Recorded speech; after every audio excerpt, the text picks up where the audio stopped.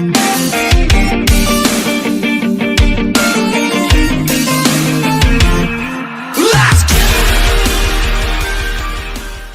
to my channel. This is Serge bringing you another action figure collector's review on McFarlane's DC Multiverse's Batman.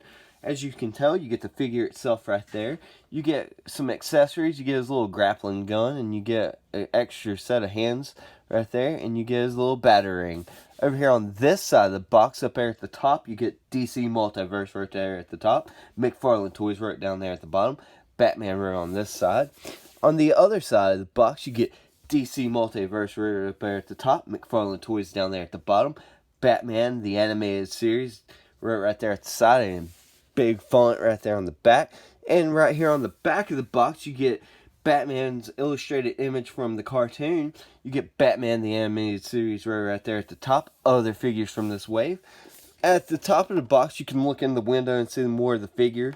Down here at the bottom of the box, you get nothing but the barcode. Let's get to it. Open this bad up. Before we get into the accessories, I would like to talk about the inside cover art that comes inside the box. I like the blue and the white that we're seeing. I'm very pleased with it. Now, much like the Harley Quinn, its stand right here for Batman and the trading card comes inside that plastic, and you'd have to damage that box in order to get that card and that stand out. So I just want to let y'all know that. Okay, let's take a look at his accessories.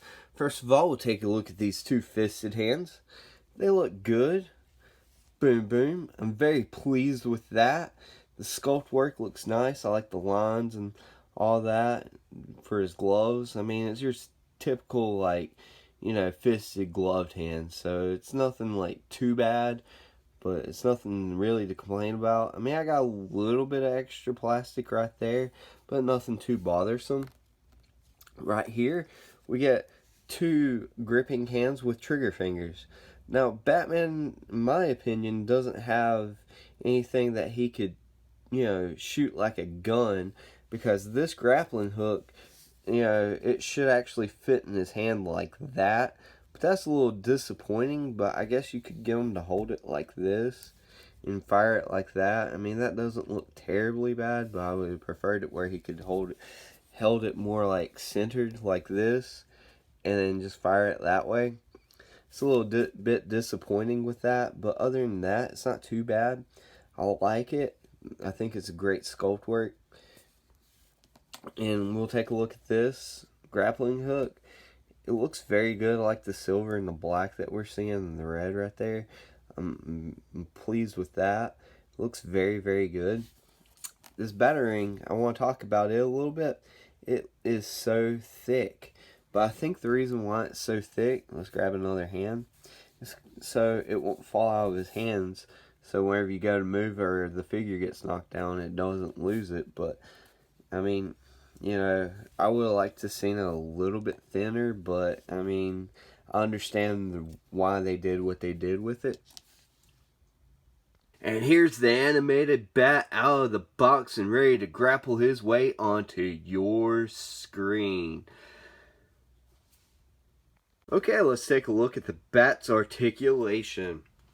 Right here, his head can look up that far, which is a decent amount. He can look down, not so much. His head can tilt that much to the side. He's got that much of the confused dog going on to that side.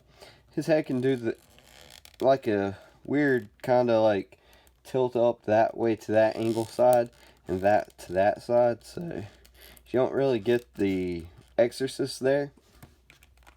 His arm can only move up that far and back that far because of the cape gets in the way. So that's a little disappointing. It's got that single jointed elbow that can only move in there at the 90-degree mark. Whenever you straighten it out, you get this little ugly ridge. I do not like that at all. He's got that ball joint right here at the wrist. You can spin his wrist around in the full 360, and his wrist has that hinge, and you can rotate that ball around and move his hand side to side, just like so. He's got that diaphragm that doesn't really work that good right there, so I'm disappointed with that. But you can crunch them that far forward and that far back. And he's got that side to side right here, which I really do enjoy. And his leg can kick up that far. He's got the skinniest legs. He's got double jointed knees. That one's something to work with me. Let's go with this one. That can move in quite a bit. He also has this right here, the ball hinge at the ankle. And it can move that far back, that far forward. And he's got that toe articulation. His articulation isn't the greatest, but I gotta say, this figure looks very good.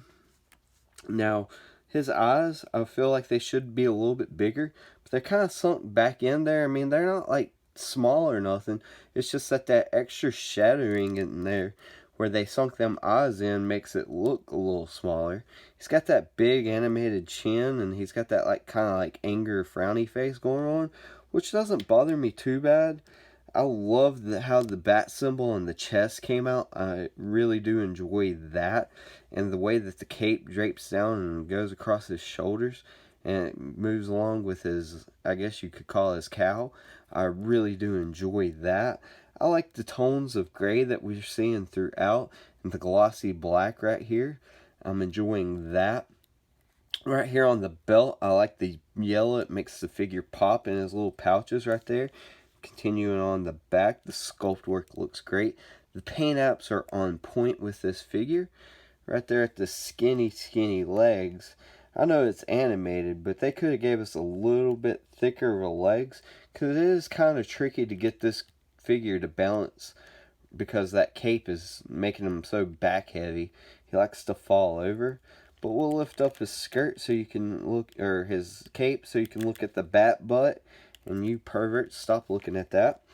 Right here at the back of the cape, it's kind of bland, but I like the little sculpt work at the bottom. I enjoy that a lot.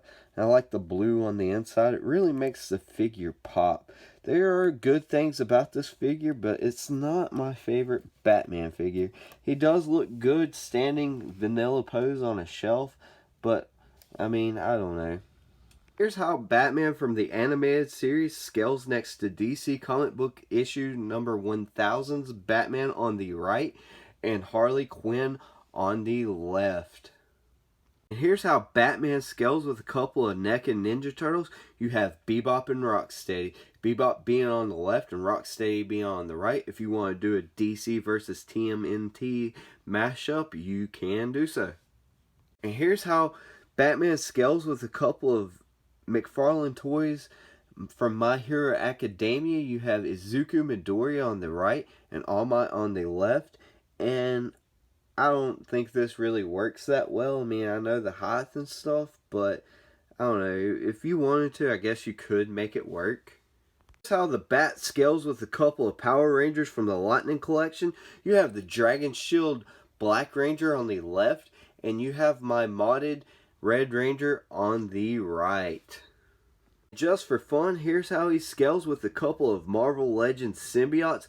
You have Carnage on the right and Back in Black's Deadpool on the left if you wanted to do a Marvel versus DC mashup. And Batman just looks too big compared to both of these, in my opinion. My final thoughts on this figure.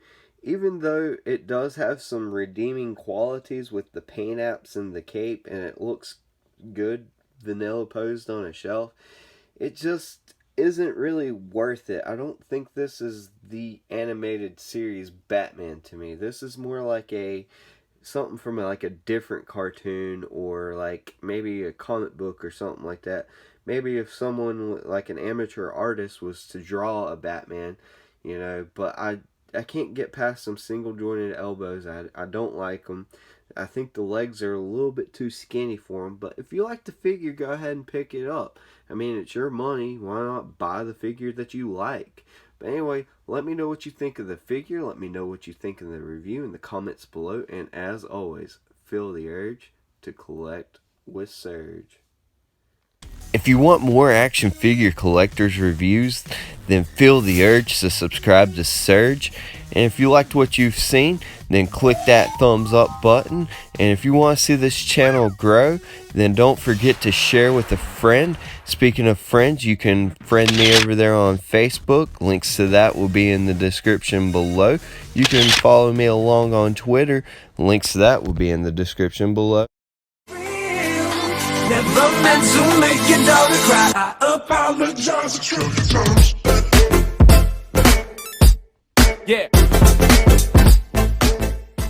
Okay, let's take a look at the Bat